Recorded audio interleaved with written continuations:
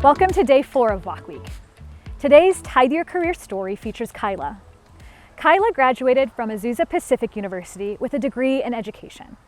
Kyla is joining a team in the Democratic Republic of Congo on the education track to help develop a social and support network for special needs children and families. Individuals with special needs, mental and physical disabilities, and other developmental delays are often completely without individual, targeted care, despite their loving and resilient families. So this team seeks to be a transformational witness to that sector of society. Through the Tithe Your Career movement, Kyla is able to contribute her education and experience to the inspiring wisdom and efforts of the Congolese church. Hear Kyla's story about how missions has played an important role in her faith, and watch to the end for today's prayer points. Missions was placed on my heart at a really young age, just before I understood what that meant. And then it wasn't till my sophomore year of high school that I got my first opportunity to go on a missions trip, and I went to Mexicali, Mexico. And that week was the most influential, amazing week of my life. I met the most incredible people that I'm still extremely close to this day and talk to all the time. But that week, I knew that whatever I did with the rest of my life had to emote something like this, because this was the most amazing and content feeling I've ever had in my entire life.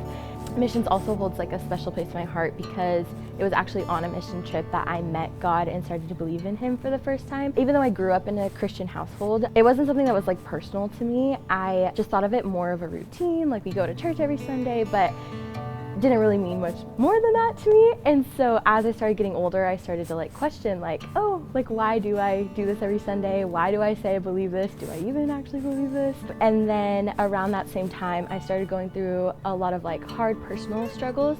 And so I feel when that happens, it's just naturally you question more. And so I would be sitting in church and hearing all these incredible stories about how God was showing up in people's testimonies and just making His presence so known to them. And I was just I need that. And so for 3 years, I began just asking and begging God to show Himself to me, make His presence known. And after 3 years of silence, I was kind of you know what, I'm done with this. I feel if you were gonna show up, you would have already done it.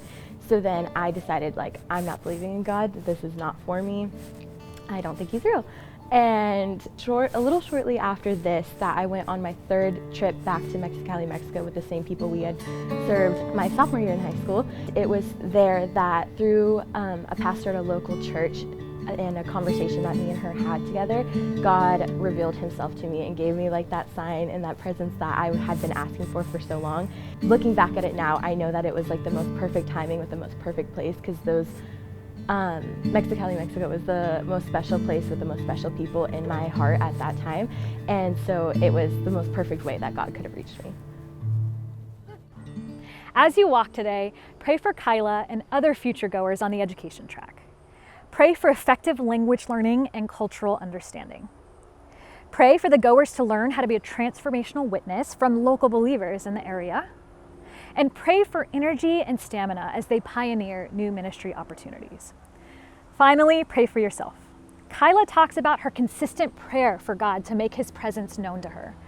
Pray for God to make His presence known to you in a deeper and more profound ways this week.